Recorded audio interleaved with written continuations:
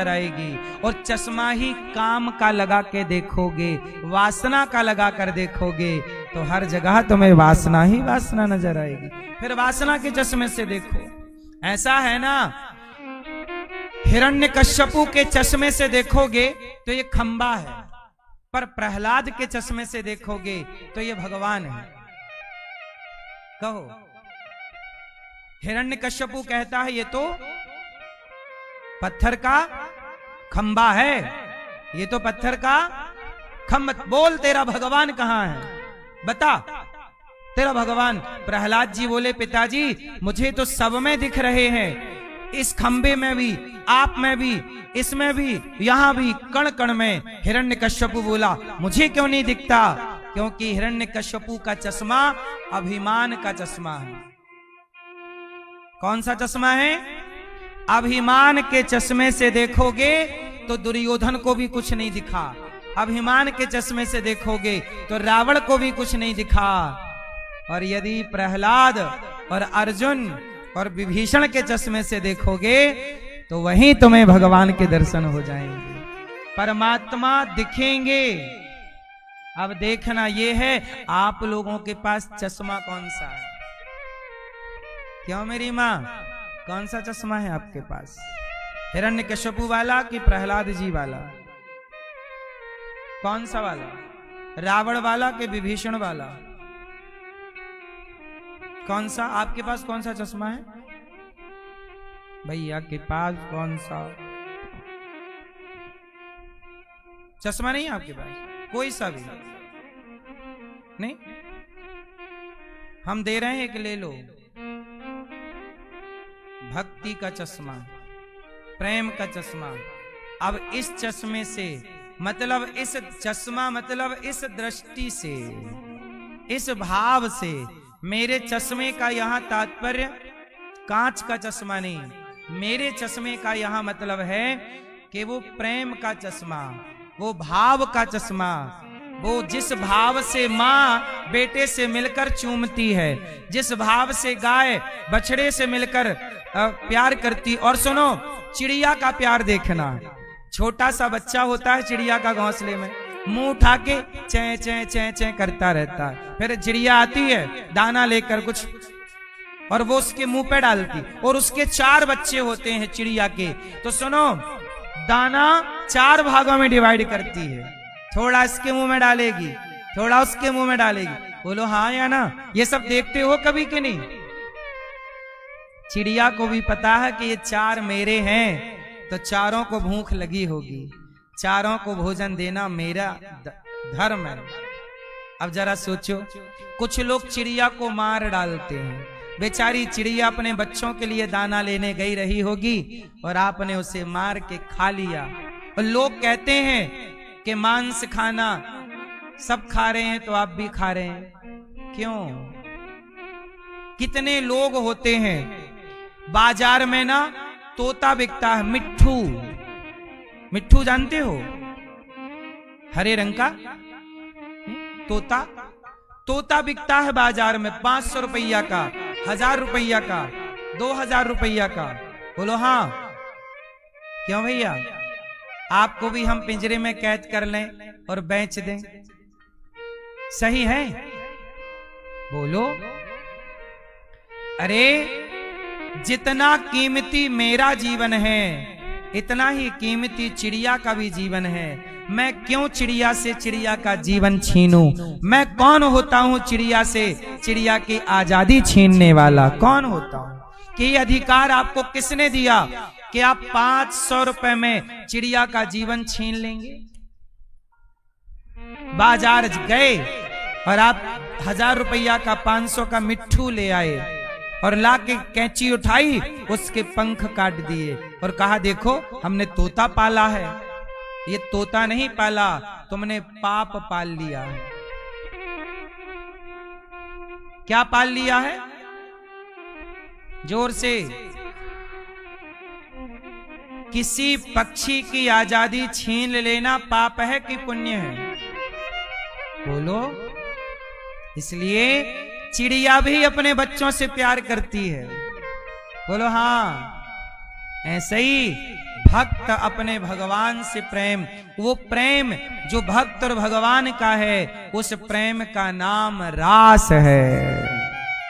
उस प्रेम का नाम रास है। वो रास लीला प्रेम की लीला है। सारी गोपियां आई, सबका भगवान ने स्वागत किया। स्वागतम वो महाभागा प्रियम किम करवाणि वह ब्रजस्यानामयं कच्चिद् ब्रूतागमन कारणम्।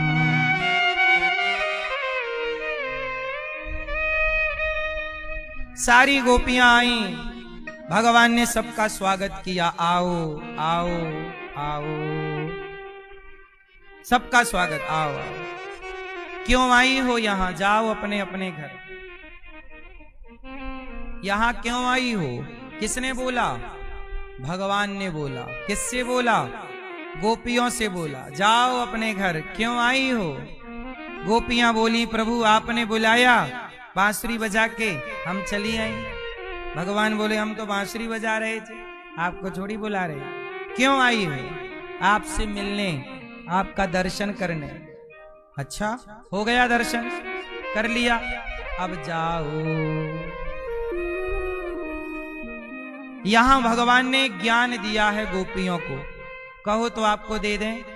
मैया जा रही हो गया पूरा टाइम, जाओ टाटा। गुस्सा हो गई क्या मेरी माँ? अब आना जल्दी से, फिर आना है। कहा जम्मू से आई हो? जाओ जम्मू कश्मीर, जल्दी आना। सुनो, भगवान ने गोपियों को कहा अपने अपने घर जाओ। जाओ, भगवान ने यहां गोपियों को ज्ञान दिया, कहो तो हम आपको भी दे दें थोड़ा सा। मैया दें ना दें? गोपियों को ज्ञान, भगवान ने गोपियों को ज्ञान दिया। पति कैसा भी हो, दोहशीलो दुर्भगो वृद्धो जड़ो रोग्य धनो पीवा। पति कैसा भी हो, अंधा लंगड़ा बहरा काना खोरा, आपका पति कौन है? जोर से, आपका पति कौन है? आपका आप बताओ। ये मैया पीछे वाली झुमका वाली मैया, बताओ आपके पति कौन है? नहीं,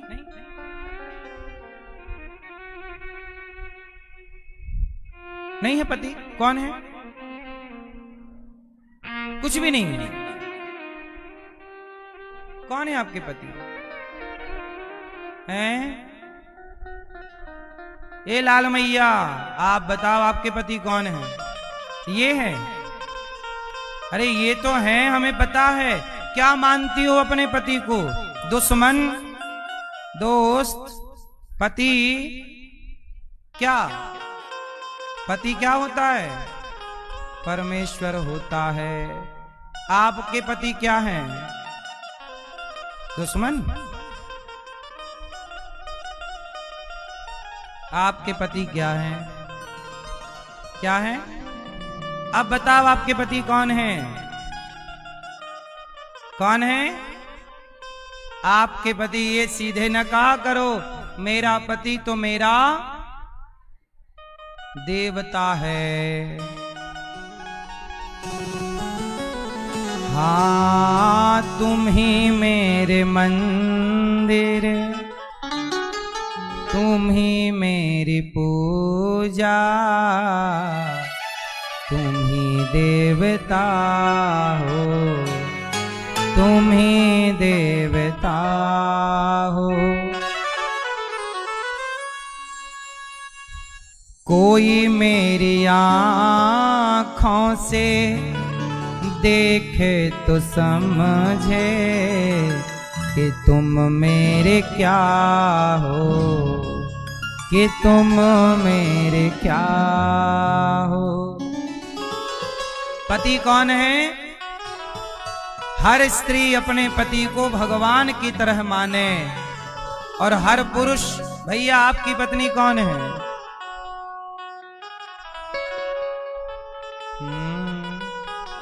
कौन है आपकी पति? आधा आधा पत्नी, आधे आप, 100 अर्धांगिनी। आधी ही होती है पत्नी, पति भी आधा। दोनों मिले तब पूरा, दोनों मिले तब पूरा। इसलिए पत्नी का नाम क्या है? अर्धांगिनी। इसलिए पति कौन? भगवान। और पत्नी कौन? पत्नी भी भगवान। पति परमेश्वर तो पत्नी परमेश्वरी, पति नारायण तो स्त्री नारायणी। इसलिए दोनों को एक दूसरे का सम्मान करना चाहिए, दोनों का एक दूसरे का आदर करना चाहिए। यही गृहस्थ है। आज यहाँ 21 बेटियों का विवाह हो रहा है, तो आज से हमारी बहनें, अब जो होने वाले आपके पति हैं, क्या मानोगी आप लोग? पति को बताओ बहन, क्या मानोगी? मैया क्या मानोगी? बहन क्या मानोगी? नहीं, क्या मानेंगे बताओ? परमेश्वर मानेंगे? ओ भैया आप क्या मानोगे हमारी बहना को? बताओ, आप भी बताओ। क्या क्या मानेंगे? पत्नी क्या होती है? क्या होती है?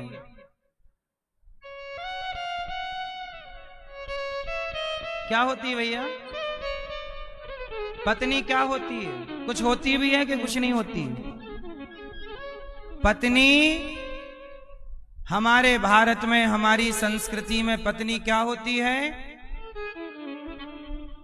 नारायणी, लक्ष्मी। जितना महत्व पुरुष का है उतना ही महत्व स्त्री का है। इसलिए बिन परमेश्वर, हाँ बिन परमेश्वर सोना मंदिर, बिंदिया बिना लीलार सोना, पति बिना संसार। पति के बिना ये संसार अधूरा होता है। आजकल लोग रिश्तों को मजाक समझते हैं। जब मन आया तोड़ दिया, जब मन चाहा छोड़ दिया। आजकल तो पता नहीं क्या भूत सवार है, बुढ़ापे में भी तलाक हो रहे हैं। हाँ या ना? बच्चे बड़े बड़े हो गए तब तैयारी चल रही है तलाक की। क्यों? क्योंकि मन कहीं और लगने लग गया है।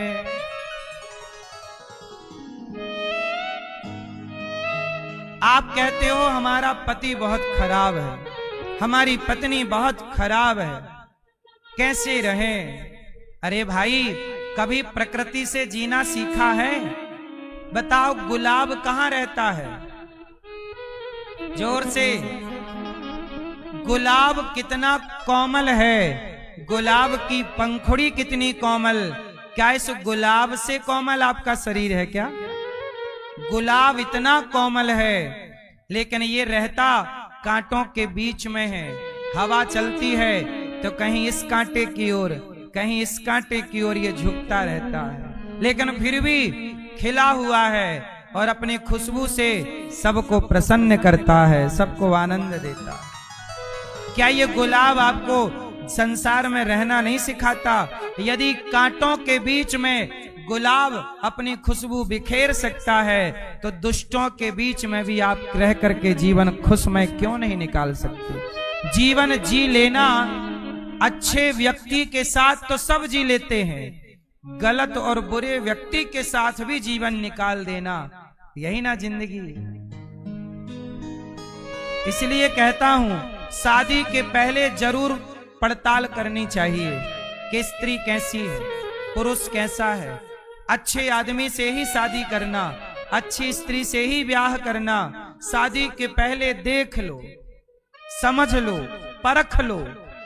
शादी के पहले बहुत सारे विकल्प हैं, पर शादी हो जाने के बाद फिर दूसरे स्त्री की ओर, दूसरे पुरुष की ओर देखना भी पाप होता। मैया एक बताओ, मैया एक उदाहरण से समझो। आप किसी पराये मर्द के बारे में सोचती हैं, गलत। मैं केवल उदाहरण के लिए बोल रहा हूं, किसी एक स्त्री का उदाहरण देकर, कि एक स्त्री है, वो विवाह के बाद भी पराये मर्द के बारे में गलत भाव रखती है। उसने कुछ पराये मर्द का स्पर्श किया नहीं, लेकिन केवल सोचती रहती है। तो बताओ, उसका सोचना पाप है कि पुण्य है? जबकि उसने छुआ नहीं है पराये पुरुष को, स्पर्श नहीं किया, रहती अपने पति के साथ है, खुश रखती अपने पति को है, पर सोचती किसी और के बारे में है। तो ये सोचना भी सही है कि गलत है? उत्तर हाँ। सनातन धर्म की महिमा और विशेषता यही है कि हम सोच भी लें पराये स्त्री के बारे में। पुरुष, आप सोच भी लें किसी स्त्री के बारे में। आपने किसी को छुआ नहीं, किसी स्त्री को, लेकिन आपने सोच लिया उसके बारे में गलत, तो सोचना भी पाप है, स्त्री के लिए भी और पुरुष के लिए भी। ये सनातन धर्म है जहां सोचने को भी पाप समझा जाता है। इसलिए सोचा भी मत करो। छूना तो पाप है, पकड़ना तो पाप है, सोचना भी। क्या राम ने क्या किसी स्त्री के बारे में सोचा? बोलो। रावण ने सोचा तो सर्वनाश हुआ। इसलिए हम आपसे सदा कहते हैं, दशहरे के दिन अपने पति को दशहरा दिखाने जरूर ले जाया करो। चलो स्वामी दशहरा देख के आए, जलता हुआ रावण जरूर दिखाया करो अपने पति को। देखो देखो जल रहा है दशानन। पूछना पति से क्यों जल रहा है? बोले पराई के चक्कर में पड़ा तो आज तक जल रहा है। तुम पड़ोगे पराई के चक्कर में तो तेरे क्या हाल होगा रे कालिया। यदि तुम पड़े चक्कर में किसी के, क्यों मैया? इसलिए अपने अपने पतियों का हाथ पकड़ के दशहरा दिखाने ले जाओ। ना जाए तो जबरदस्ती ले जाओ। कुछ दिखाओ ना दिखाओ, जलता हुआ रावण पतियों को दिखाओ और बताओ कि क्यों जल रहा है। क्यों मैया? तो दशहरे में अब ले जाओगी अपने पति को? ले ही जाना। नहीं ले जाओगी फिर मत कहना कि हमसे किसी ने कहा नहीं। हम कह रहे हैं मैया, मैया सुन रही हो नमा, दशहरे में ले जाओगी ना अपने अपने पतियों को जलता हुआ रावण दिखाने।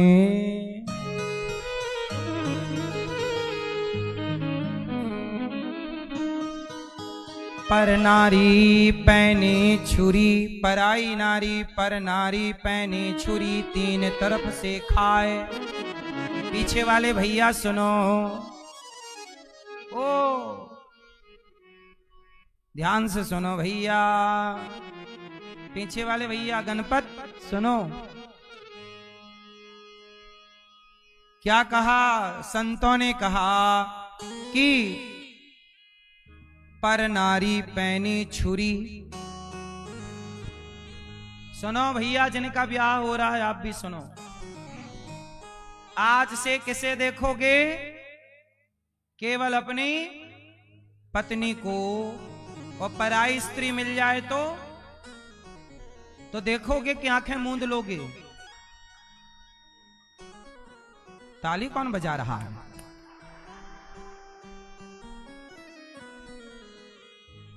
सुनो, पराई स्त्री को कैसे देखना चाहिए? ताली वाले भैया बताओ। बैठे बैठे नहीं देखना तो फिर आंखें में पट्टी बांध लें। भाई देखना पड़ेगा, पट्टी तो बांध नहीं सकते, बाजार में निकलना ही पड़ता है। क्यों भैया? पराई नारी को कैसे देखें? नहीं देखें? वो तो देखना ही पड़ेगा। आंखें पट्टी बांध लें या फिर गांधारी की तरह। क्यों भैया बताएंगे हमारे दाढ़ी वाले भैया।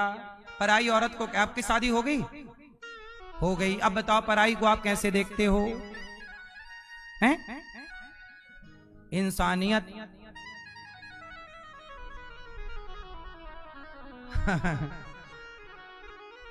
सुनो, पराई स्त्री को कैसे देखना चाहिए कहो तो हम आपको बताएं। पराई स्त्री को कैसे देखना, देखो शास्त्र सब कुछ बताते हैं। शास्त्र कहते हैं आप पराई नारी को कैसे देखें? बोले आपसे बड़ी है तो माता की तरह देखो। कैसे देखो? कि ये मेरी मां है। और बराबर की है तो बहन की तरह देखो कि ये मेरी बहन है। और छोटी है तो बेटी की तरह देखो कि ये मेरी पुत्री है, बेटी है। इस दृष्टि से संसार का दर्शन करना चाहिए। अपनी ही पत्नी का दर्शन केवल पत्नी के भाव से करना चाहिए। संसार की हर स्त्री या मां या बहन या यहां जितनी स्त्रियां हैं सब हमारी मां हैं या हमारी, ये देखो ये बहनें हमारी, आज इनका विवाह होगा, या मां या बहन या छोटी छोटी बेटी। यही भाव, यदि इस भाव से आप जरा भी डगमगाए तो सर्वनाश खड़ा है हथौड़ा लेके खोपड़ी फोड़ने के लिए। बोलो हाँ। और यही दृष्टि स्त्रियों की। आप अपने पति को तो देखो देवता। अच्छा, पड़ोसी को कैसे देखना चाहिए?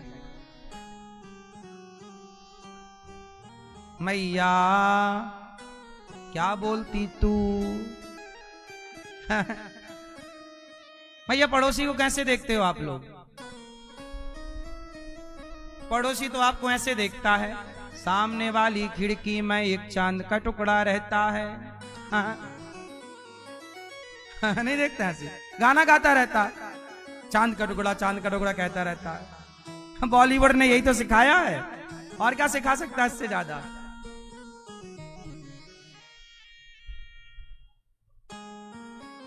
अच्छा मैया, आप लोग कैसे देखती हो पड़ोसियों को?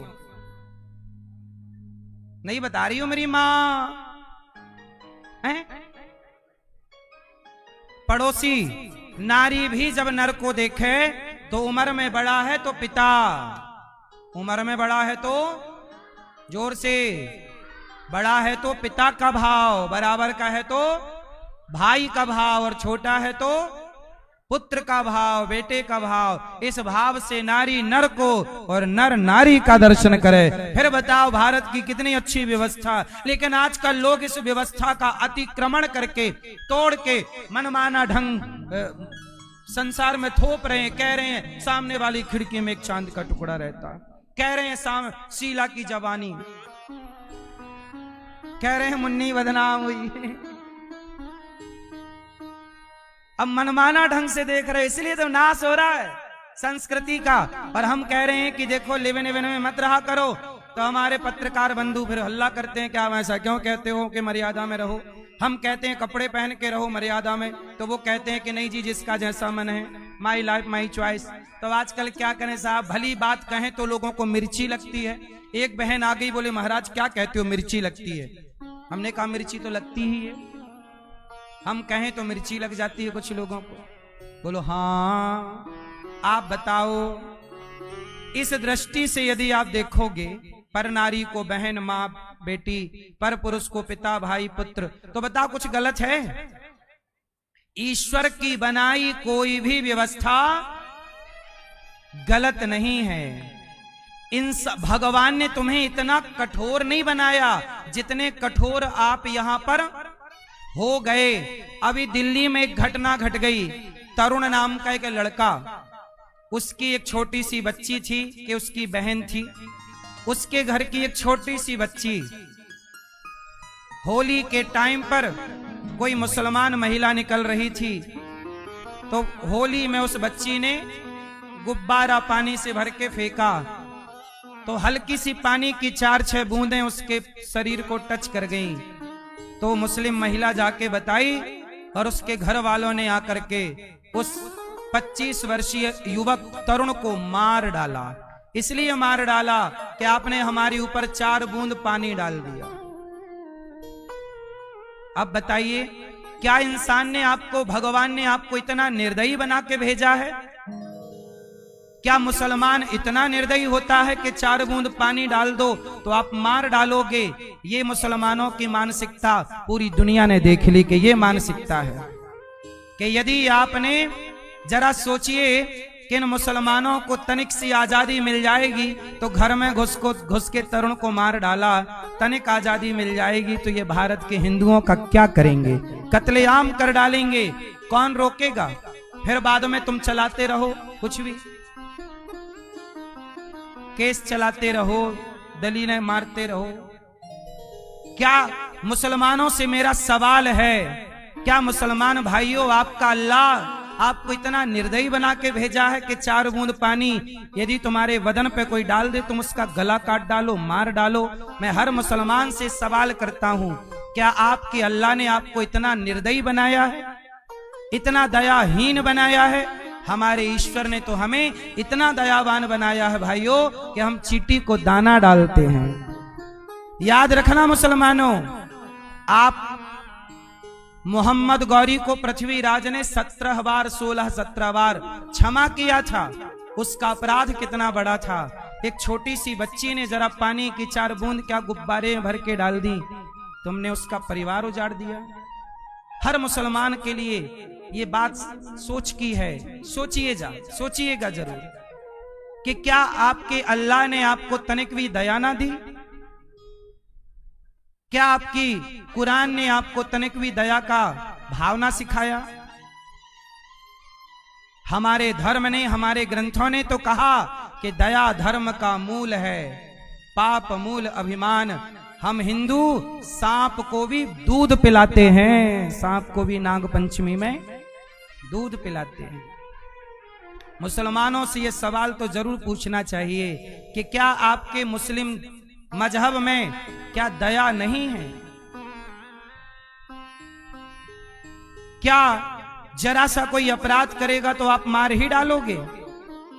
वैसे ये सवाल मुसलमानों से पूछने की बजाय हिंदुओं से भी पूछना चाहिए कि तुम आत्मरक्षा करना कब सीखोगे? हिंदुओं, आपसे सवाल। ऐसे ही तुम मरते रहोगे मुसलमानों के हाथ या आत्मरक्षा का कोई प्रयास करोगे? किसने बचाया उस तरुण को? पुलिस बचाई, सेना बचाई, संविधान बचाया। तुम गाना गाते रहना संविधान का। यदि तुम्हारे हाथ में तलवार नहीं है तो पहले ही मरे हुए हो, कभी भी कोई आके ठोक के चला जाएगा। इसलिए आत्मरक्षा करना हिंदुओं को सीख लेना चाहिए। ये गतिविधियां, ये हालात आपको इस ओर इशारा कर रहे हैं कि आज वो तरुण मरा, कल हमारा और आपका नंबर हो सकता है। हाँ या ना? चुप रहने से समाधान ना होगा, सोचनीय विषय है, विचार जरूर करिएगा। सवाल मुसलमानों से है कि क्या आपके यहां दया नहीं है? क्या आप इंसानों को गाजर मूली समझते हैं? और हिंदुओं से सवाल कि ऐसे और कब तक कटोगे? पूरा सनातन को समाप्त करके मानोगे या फिर अपनी बेटियों को झांसी की रानी और बेटों को शिवाजी बनाना स्टार्ट करो?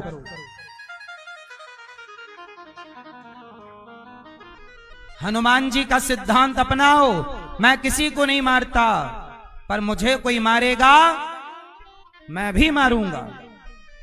जिन मोहि मारा ते मैं मारे मैया। इसलिए कहता हूं बेटों को 1 डिग्री कम देना, पर बेटों को सेल्फ डिपेंड बनाओ, आत्मनिर्भर बनाओ। लाठी, कराटे, तलवार, अस्त्र शस्त्र, श्याम कन्हैया, राम तो भगवान हैं।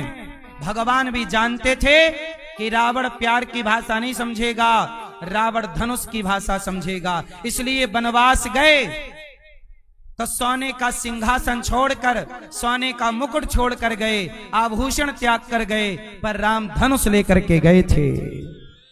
श्री कृष्ण बांसुरी बजाते थे, पर देखा कि समाज बांसुरी की भाषा नहीं समझता, तो बांसुरी बजाने वाले को चक्र उठाना पड़ा। ये दुनिया चक्र की भाषा समझती है,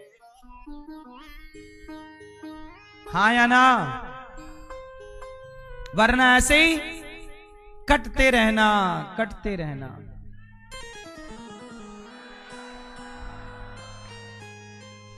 दया धर्म का मूल है। हम दया करते हैं, लेकिन आपसे मेरे सवाल, पृथ्वीराज से भी मेरा एक सवाल है।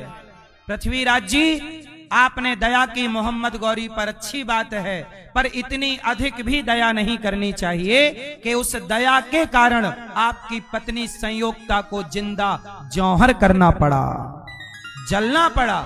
इतनी क्या दया करनी? दया करो 1 बार 2 बार ठीक है, जो दया का पात्र ना हो। इसलिए भगवान कृष्ण बोले, कर्ण, अर्जुन उठा गांडी, कर्ण को मार। अर्जुन बोले कि ये निहत्था है, रथ के नीचे है, योद्धा, नियम है युद्ध का, नीचे वाले रथ के नीचे योद्धा को नहीं मारते। भगवान बोले मार, ये पापी है, अधर्मी है। द्रौपदी से कहता था कि तेरे 5 पति हैं, 6ठा मुझे बना, क्या ये धर्म था? क्या द्रौपदी की साड़ी उतर रही थी तब ये तमाशा देख रहा था, ये धर्म था? अभिमन्यु मर रहा था, ये निहत्थी अभिमन्यु पे वार कर रहा था, ये धर्म था? जब इसने धर्म का मुंह नहीं देखा, तो इसके लिए हम भी धर्म का मुंह नहीं देखेंगे। अधर्मी को अधर्म से मारना ही धर्म है। हमारी नीतियां शास्त्रों की ऐसी हैं। इसलिए मेरा समाज, देखो, हम आपको कथा सुनाते हैं, हम कथा सुनाते हैं, इसका मतलब ये नहीं कि हम केवल राम का गुणगान गा के कल्याण करेंगे अपना। हमारा कल्याण, इस मिट्टी के लिए लड़के मरना पड़ा तो वो भी हमारा कल्याण ही है। क्यों? क्या अर्जुन ने गांडीव नहीं उठाया? क्या आप में से कोई अर्जुन से बड़ा भक्त हो सकता है? बोलो, क्या आज इस धरती पे अर्जुन से बड़ा कोई भक्त है?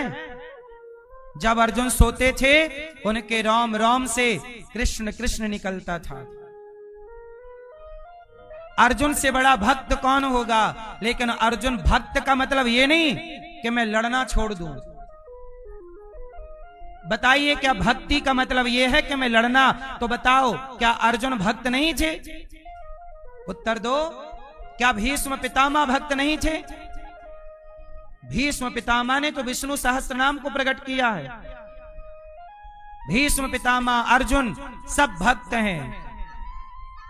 हाँ, भीष्म पितामह अर्जुन जैसा भक्त कौन होगा? लेकिन इन भक्तों ने भी गांडीव उठाया कि नहीं? जोर से बोलो, हां या ना। इसलिए हम कह रहे हैं कि कल आपके घर में आपके घुस के कोई मारेगा तो कम से कम मरने से पहले तुम अपने पक्ष से उसे कुछ तो मारो, कि एक में ही मर जाओगे। क्यों? अरे अपने बचाव के लिए तो हिरण, जब शेर हिरण को पकड़ता है तो हिरण भी पूरी कोशिश करता है अपने बचाव की, हाँ या ना? फिर आपके बचाव में आप क्या करोगे? आता कुछ नहीं है, क्या करोगे?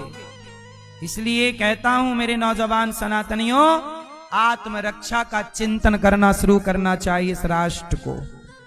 आत्मरक्षा के बारे में सोचना चाहिए। आपकी रक्षा ना इस देश का संविधान करेगा, ना इस देश की पुलिस, ना और कोई।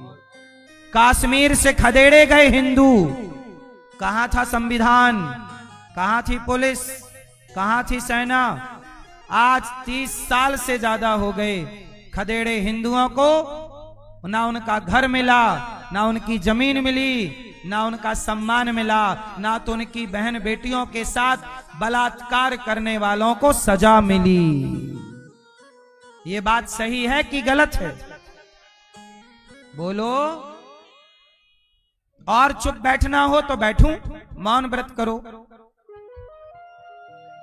इसलिए मेरी मां, एक विकल्प यह है कि चुपचाप मर जाओ, शांत रहो, और मुसलमान जब मारने आए तो गर्दन झुका दो, चुपचाप मर जाओ। एक तो ये ऑप्शन है। और एक विकल्प ये है कि आपको भी छत्रपति शिवाजी की तरह तलवार लेकर के खदेड़ना चाहिए। जरूरत पड़ने पर 2 विकल्प हैं, या तो मरो या तो मारो। सही है? तीसरा कोई रास्ता मुझे तो नहीं दिखता, आपको दिखता हो तो बताना। दिखता है कोई तीसरा? नहीं। मरो या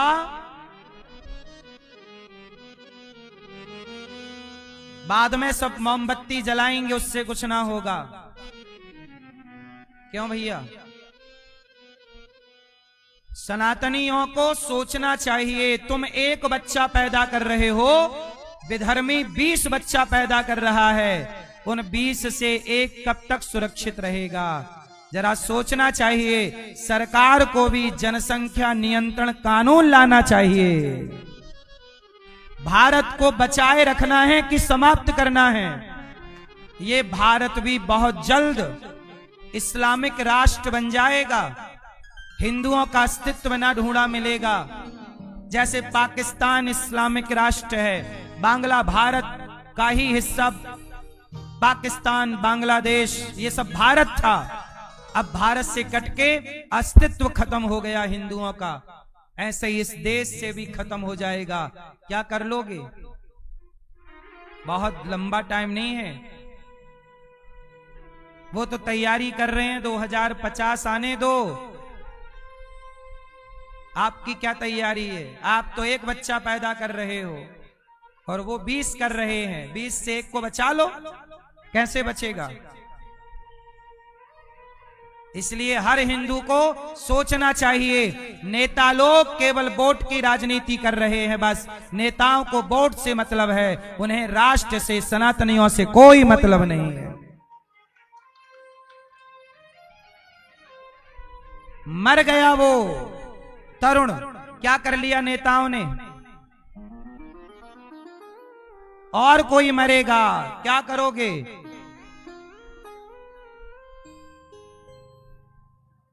घर गिरा दिया, क्या हुआ? घर गिरा दिया, फिर भी तो वो 20 बच्चे पैदा करेगा। इसलिए घर गिराना समाधान नहीं। ऐसे लोगों को भारत की नागरिकता से इनको वंचित कर देना चाहिए। देश निकाला दंड देना चाहिए। यूं ही किसी के घर में घुस के मार डालना, क्या ये धर्म है? नागरिकता छीन कर देश निकाला। पहले के जमाने में राजा लोग देश निकाला दंड देते थे। कौन सा दंड? ऐसे लोगों को दिया जाता है देश निकाला। 4 दिनों की चांदनी, फिर अंधियारी रात। नेता तो इसलिए घर वर गिरा देते हैं कि उनको लगे, दुनिया लोगों को लगे कि हाँ एक्शन हो गया। लेकिन इस एक्शन से समाधान थोड़ी होना है। घर गिराओगे फिर बन जाएगा। कितना लगना है? 25 लाख लगेगा, 50 लाख लगेगा घर बनाने में। वो बेटा जो मरा, उसकी मां से पूछो कि 50 लाख में तुम्हारा बेटा वापस आएगा? 50 लाख में घर फिर खड़ा हो जाएगा? बेटा नहीं खड़ा होगा। तो क्या बेटे की कीमत केवल 50 लाख है? इसलिए ऐसे लोगों को क्या मिलना चाहिए? जोर से देश निकाला। बोलिए भारत माता की।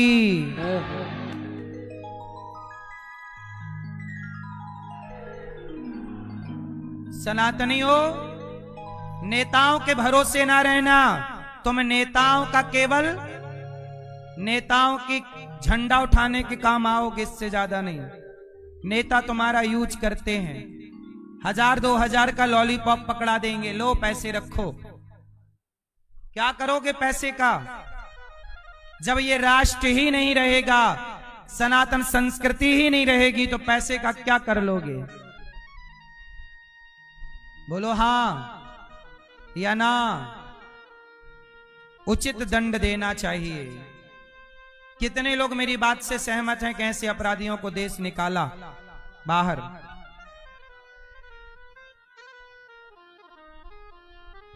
तुमने मारा है, तुम्हें भी मारा जाए। मृत्यु का बदला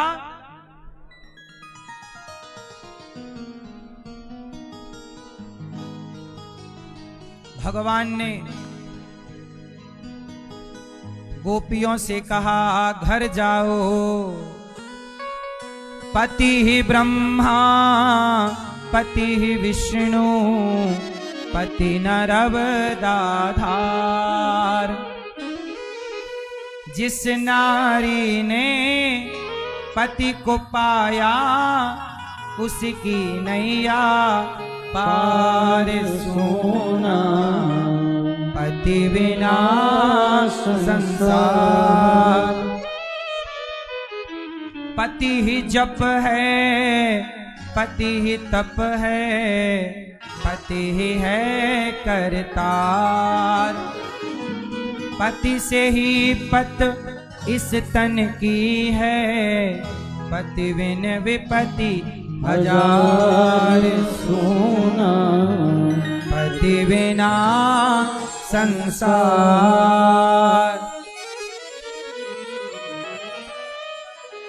पति नारी का धन होता है, इसलिए रिश्तों को बेहतर बनाओ और जिंदगी को बिंदास जियो।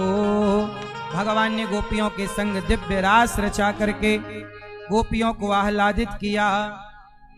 रिश्तों का बहुत महत्व है मेरी माँ। किसका महत्व है? रिश्तों का बड़ा महत्व है। भक्तों स्वर्गा से आयो है संदेश, बुलावो आग्यो राम को, बुलावो आग्यो राम को। ओ भक्तो स्वर्गा से आयो है संदेश, बुलावो आग्यो राम को।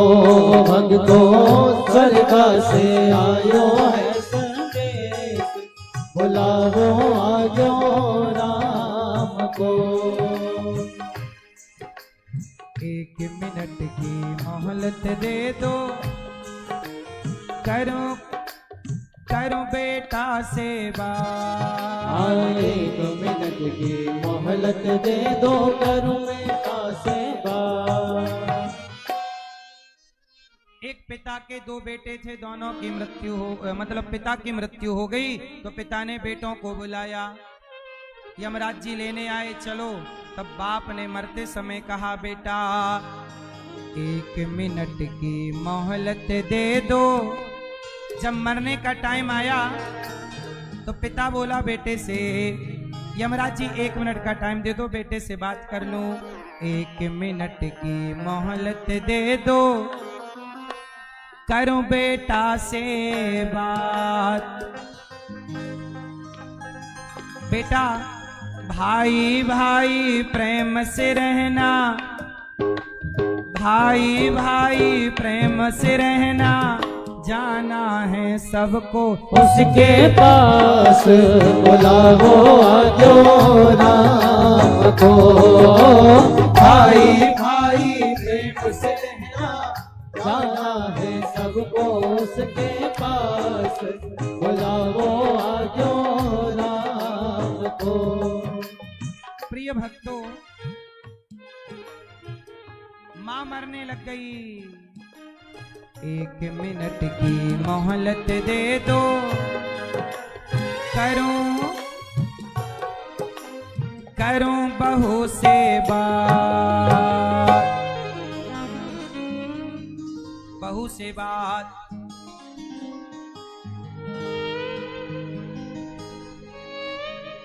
अब क्या करना है?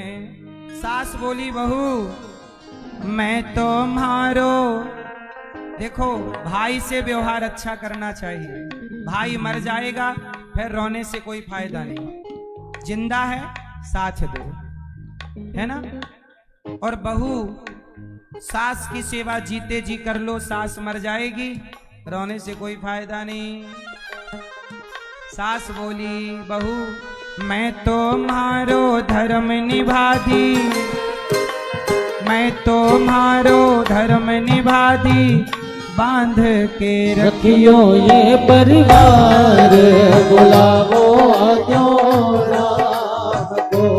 ओ मैं तो मारो धर्म निभाती, बांध के रखियो ये परिवार, बुलाओ आजो राम को।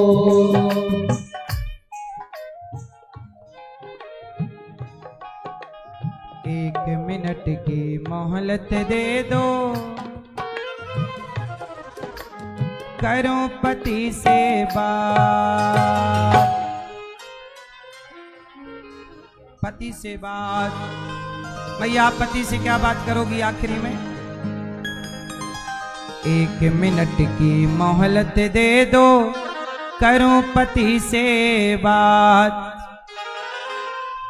रोली मोली चुनड़ी मेहंदी, रोली मोली चुनड़ी मेहंदी, मोतियन से भर दो मारी मांग, बुलाओ आजो राम को। रोली मोली चुनड़ी मेहंदी, मोतियन से भर दो मारी मांग, बुलाओ आजो राम को।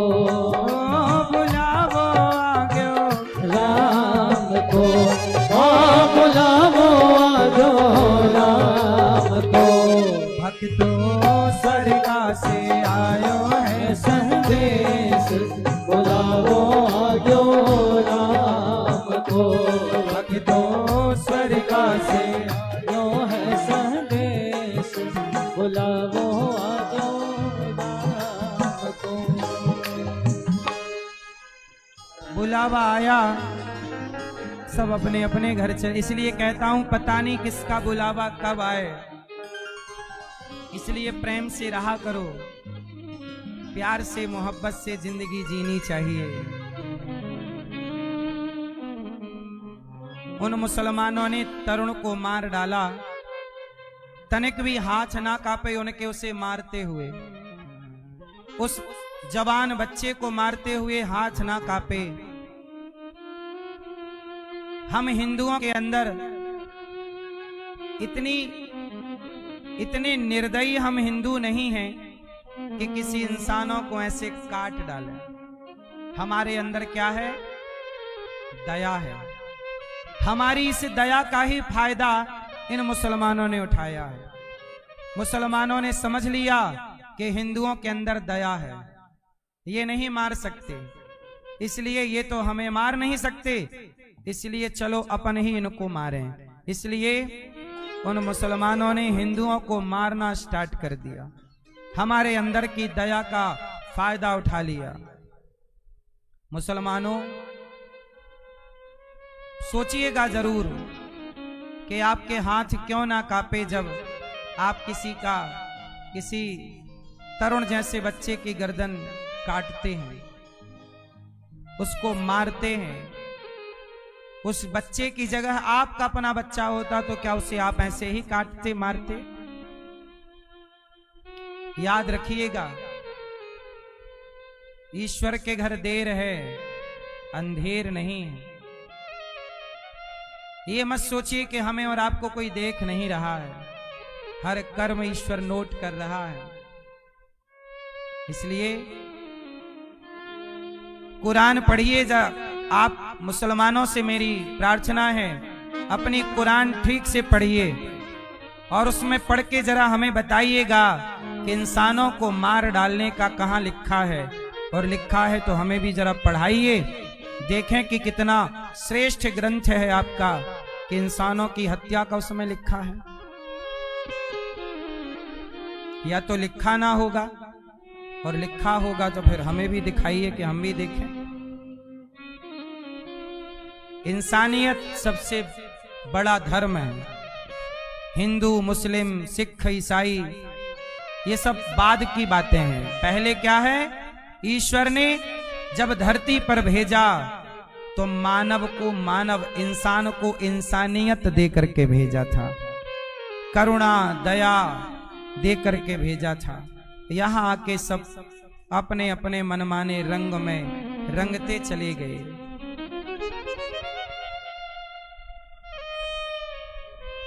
इसलिए बहुत सारे सवाल हैं, आत्मचिंतन के करिएगा जरूर। भगवान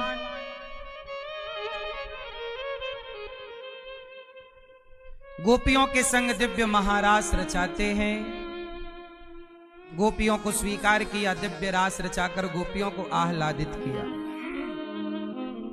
सब आनंद में डूबे हैं। तभी भगवान गोपियों को अभिमान आ गया, हम बड़ी सुंदर हैं। भगवान गोपियों को छोड़कर अंतर्धान हो गए, चले गए। सारी गोपियां विरह में तड़पने लगी, व्याकुल होकर के तड़पने लगी। हा कृष्ण, हा कृष्ण, कहाँ हो प्रभु? जैसे मछली पानी के लिए तड़पती है, ऐसे गोपियां तड़पने लगी और तड़प करके गीत गाया है। जिस गीत का नाम गोपी गीत है। जयति तेधिकं जन्मना प्रजः श्रयत इंदिरा शाश्वदात्रे दयति दृश्यता दीक्षुता विकास त्वयिता सदा त्वां चिन्वते। अधिकम जयति जन्मना प्रजः। गोपियों को भगवान ने जब छोड़ करके चले गए, गोपियों ने कहा प्रभु हम आपके बिना मर जाएंगी, और गोपियां तड़पना स्टार्ट करती हैं। हा कृष्ण, कृष्ण की लीला स्टार्ट करती हैं। एक पूतना, एक यशोदा बन जाती है, एक कृष्ण बन जाती है। तमाम लीलाएं। जब गोपियों के इस भाव को भगवान ने देखा कि ये मर जाएंगी, प्रबल प्रेम जाग गया है। जब मरणासन्न हो गई गोपियां, तब भगवान इति गोप्यः प्रगायन्त्यः प्रलपन्त्यश्च चित्रधा रुरुदु सुस्वरं राजन् कृष्ण दर्शन लालसा। तासामाविर्भूच्छौरिः स्मयमान मुखाम्बुजः पीताम्बरधरः स्त्रग्वी साक्षान्मन्मथ मन्मथः। भगवान गोपियों के मध्य प्रकट हो गए और गोपियों के संग दिव्य रास रचाने लग गए। बोलिए रास रासेश्वर भगवान की। भगवान ने सुदर्शन शंखचूड़ नाम के दैत्य पर कृपा की, अरिष्टासुर को मारा, कंस को, कृष्ण को लेकर अक्रूर जी चले। भगवान का रास्ता गोपियों ने रोका, 2 दिन का कहकर भगवान चले। केसी और व्योमासुर को मार करके भगवान चले। इसके बाद भगवान मथुरा पहुंचे तो धोबी पर कृपा की। धोबी कपड़ा लेकर जा रहा था, भगवान ने मांगा, भैया मामा जी राम राम, कपड़ा हमें भी पहना दो।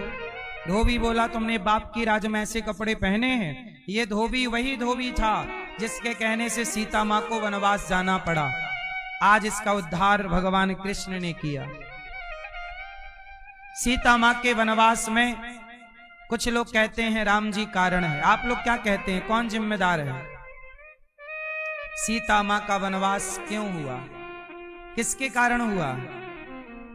बोलो, सीता मां को वनवास क्यों जाना पड़ा? कहते हैं सीता मां धोबी के कहने से, समाज के कहने से राम जी ने वनवास भेज दिया। तो सवाल राम पर खड़ा हुआ कि राम, क्या समाज के कहने से कोई पुरुष अपनी पत्नी को वनवास भेजता है? नहीं भेजता। तो राम जी ने क्यों भेजा? क्योंकि राम जी राजा है और राजा का धर्म होता है कि वो प्रजा की बात सुने। और राम की प्रजा कह रही थी कि सीता जी रावण के यहां से आई हैं, पता नहीं सही है कि गलत है। इसका मतलब यह हुआ कि सीता पर संदेह राम को है कि समाज को है? बोलो बोलो, लोगों को है।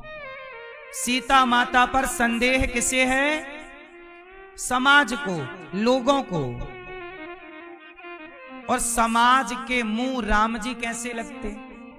राम जी कहते कि मेरी सीता पवित्र है, तो किसे समझाते और कौन विश्वास करता? विश्वास होता समाज को राम पर तो यह सवाल ही खड़ा ना होता। बताइए, जहां विश्वास है, जैसे मां ने कह दिया बेटे से कि ये तुम्हारा पिता है, तो बेटे ने विश्वास कर लिया। अब बेटे ने सवाल नहीं किया कि यही मेरा बाप क्यों है। यदि वो सवाल करे तो मतलब संदेह है। तो सीता मां पर संदेह है, किसे? जोर से, समाज को, राम को नहीं। राम ने कहा सीता, लोग कह रहे हैं कि परीक्षा दे दो, आप दे दो परीक्षा, अग्नि परीक्षा। सीता मैया बोली, प्रभु मैं परीक्षा तो दे दूंगी, लेकिन परीक्षा देकर मैं ऐसे समाज के बीच में क्या रहूं जो समाज मुर्दा है, जो समाज मुर्दा समाज, जो अपनी माता पर संदेह करे, उसके सामने उसके पास क्या? सीता मैया बोली, अभी मैं अग्नि परीक्षा नहीं दूंगी, मेरे पेट में बच्चे हैं, प्रभु मुझे किसी संत के पास भेज दीजिए, वहां बच्चों को जन्म देकर पाल पोस कर आपके बच्चे सौंप दूं, फिर दुनिया वालों को परीक्षा देके बता दूंगी कि मैं सही हूं कि गलत हूं। सीता मैया बोली कि अभी मैं परीक्षा दूंगी, तो अभी मैं परीक्षा में पास तो हो जाऊंगी, लेकिन मैं अब इन लोगों के संग रहना नहीं चाहती। ऐसे समाज में क्या रहे, ऐसे लोगों में क्या रहे जो सीता मां पे लांछन लगाए। याद रखना, रहना वहां चाहिए जहां आप पर समाज को, लोगों को भरोसा हो। जहां भरोसा ही ना हो वहां क्या रहना। इसलिए सीता मां स्वयं बोली कि मैं वनवास जाना, संतों के पास जाना चाहती हूं। सीता मां की मर्जी से राम ने उन्हें भेज दिया और सीता मां ने लवकुश को जन्म दिया, राम को सौंपा। पृथ्वी मां से कहा कि यदि मैं पवित्र हूं तो आप गोद में स्थान दो, मैं गंगा की तरह पवित्र हूं तो स्थान दो। दे दिया। सीता मां चली गई। अब दुनिया कान पकड़ रही, माता क्षमा कर दो, गलती हो गई। अब क्या क्षमा मांग रहे हो? कोशिश यही करनी चाहिए कि क्षमा मांगने की नौबत ना आए, क्षमा मांगने की नौबत ना आए। इसलिए आपको सीता मां पर उंगली समाज ने उठाई, इसमें राम जी का कोई लेना देना नहीं था। यह निर्णय समाज का था और माता सीता का था। राम जी तो गेहूं के साथ घुन पिसा, ऐसे ही राम जी केवल पिसते रहे। आज तक लोग राम को पीसते हैं कि राम ने क्यों भेजा। क्या करते राम? ना भेजते तो समाज क्या कह रही है, देखो पत्नी गलत है तो रखे हैं। क्या करते? लोगों का मुंह बंद कर सकता है कोई? इसलिए जो निर्णय राम जी ने लिया वो सही ही था। सीता माँ ने अपना कार्य पूरा किया, चली गई। इसके बाद वही धोबी जिसके कहने से सीता माँ का वनवास, वही धोबी द्वापर में आया, कपड़े भगवान ने लिए और मार डाला। वो भगवान को गालियां देने लग गया, इसलिए मार दिया। सुदामा नाम के माली दर्जी पर कृपा की, भगवान ने कुब्जा से चंदन लिया। ये कुब्जा पिछले जन्म में सूपनखा थी। कुब्जा पिछले जन्म में कौन थी? कुब्जा पिछले जन्म में कौन थी? जोर से। सूपनखा, रावण के बहिनी। भगवान ने इस जन्म में कुब्जा पर कृपा की, चंदन लिया, कुब्जा की कुबड़ ठीक की, कुरूपणी से स्वरूपवान बना दिया। बोलिए भक्त वत्सल भगवान की जय। भगवान बड़े दयालु हैं। कितने दयालु हैं कि भगवान कुब्जा पर, कुबल्या पीढ़ी नाम के हाथी पर, चाणूर मुष्टिक पर कंस को मार दिया भगवान ने। भगवान ने कंस को मारा। कंस के पिता उग्रसेन को राजा बनाया। पढ़ने उज्जैन गए, पढ़कर 64 दिन में 64 कलाएं सीख कर लौटे। उद्धव जी को वृंदावन भेजा। उद्धव जी का प्रसंग कल हम आपको विस्तार से कहेंगे। भगवान ने जरासंध से 17 बार युद्ध किया। 18वीं बार काल यवन को मुचकुंद के द्वारा मरवाया और प्रवर्षण पर्वत पर चढ़े जरासंध के युद्ध में भगवान रणछोड़ कहलाए। द्वारिका का निर्माण किया और भगवान ने कंस को मारकर पाप से मुक्त करके धरती को द्वारिका पहुंच गए, जहां बलराम जी का विवाह माता रेवती से संपन्न हुआ। अच्छा बताओ, किसी का घर बसाना, किसी का विवाह कराना, ये पाप है कि पुण्य है? यदि आप किसी का घर बसा सकते हैं तो जरूर बसाइए।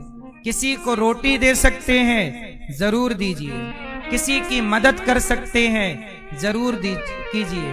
किसी को जिंदगी दे सकते हैं, जीवन दे सकते हैं, जरूर दीजिए। ये सबसे बड़ा पुण्य है। इसलिए ये दास अनिरुद्ध गौरी गोपाल आश्रम में 312 वृद्ध माताएं रहती हैं यहाँ। कितनी माँ? वो माएं जिनके बच्चों ने घर से निकाल दिया। ऐसी जरूरतमंद माओ को यहाँ सहारा, माओ को रोटी, माओ को भोजन। आपसे मेरी प्रार्थना है कि इन माओ को आप भी नाश्ता कराएं, भोजन कराएं। आप लोग तो ये समझिए कि आपके परिवार में 10-5 लोग होते हैं, यहाँ तो 312 माएँ हैं और इन सभी माओं के लिए हमें 365 दिन उनको रोटी और भोजन की सेवा करनी है। आप सब सहयोग करें और आप इन माओं के बेटा बेटी बनकर जरूर साथ निभाएं। एक दिन का नाश्ता माओं को करवाएं, एक दिन का भोजन माओं को बंटवाएं, दवाई की, रात्रि के दूध की सेवा करें। गौरी गोपाल आश्रम में हजारों साधु संत यहाँ भोजन करते हैं। कोई भी संत आओ, सबको भरपेट भोजन। आप भी संतों को भोजन दें कि कल का भोजन आप बंटवाएंगे, आप जरूर अन्नदान करेंगे। यहाँ गौरी गोपाल आश्रम में संतों की सेवा, आप भी अपनी बेटी बेटे के जन्मदिन पर यह पुण्य का कार्य करो। और गौरी गोपाल आश्रम में 400 गौ माता रहती हैं। कितनी गाय? गायों की सेवा से आप जुड़े, गौदान करें। यहाँ गुरुकुल चलता है। ये देखो हमारे गुरुकुल के बच्चे आज यहाँ आए हैं। बेटियों का विवाह है ना, उसमें ये दर्शन करने आए हैं कुछ बच्चे। तो 150, लगभग 150 बच्चे हैं गौरी गोपाल गुरुकुल में। अब आप सभी सहयोग करते हैं तो इन बच्चों को भोजन, नाश्ता, पढ़ाई लिखाई, कॉपी किताब, इनकी सेवा होती है। इन बच्चों से एक भी रुपया नहीं लिया जाता। लिया जाता है आपसे पैसा? एक भी पैसा इनसे नहीं लिया जाता। इनका पढ़ना, रहना, खाना पीना सब फ्री है। बताइए ये सेवा है या नहीं? तो आप भी सोचिए कि गौरी गोपाल गुरुकुल में ये बच्चे पढ़ते हैं, आप भी किसी दिन का भोजन बच्चों को, आप लोग सहयोग करते हैं तो बच्चों को भोजन मिलता है। अभी हम एक विद्यालय और बना रहे हैं, कक्षा 1 से लेकर 12वीं तक CBSE बोर्ड का विद्यालय होगा, जहां बच्चों को निःशुल्क CBSE की शिक्षा और साथ में भारतीय सनातन संस्कार दिए जाएंगे। क्या दिए जाएंगे? संस्कार, वैदिक शिक्षा दी जाएगी, स्वावलंबी बनाया जाएगा। इसलिए आप भी ये दास अनिरुद्ध जो करना चाहता है उसमें आप साथ जरूर दीजिए। एक विद्यालय ऐसा जिससे समाज का निर्माण हो सके, अच्छे समाज का, उस विद्यालय के निर्माण में आपका योगदान जरूरी है। आज आपके लिए यहां पर अखंड रसोई चलती है, 25 से 30 हजार लोग पर डे भोजन करते हैं। आप भी एक दिन की रसोई बंटवाकर पुण्य जरूर कीजिए, अन्नदान जरूर कीजिए, थोड़ा थोड़ा सहयोग कीजिए।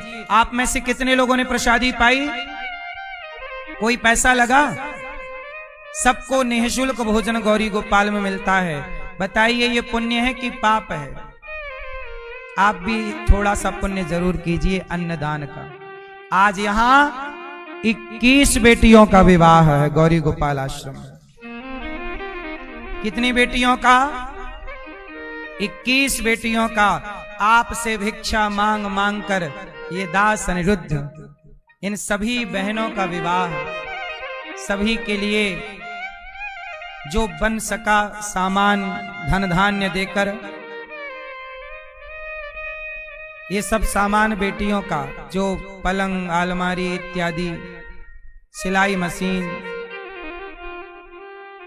सोफा सेट, बेड इत्यादि सामान, साथ में ये सोना चांदी, सब बेटियों के लिए। आप एक बेटी के लिए जोड़ते हैं, कार्य करते हैं।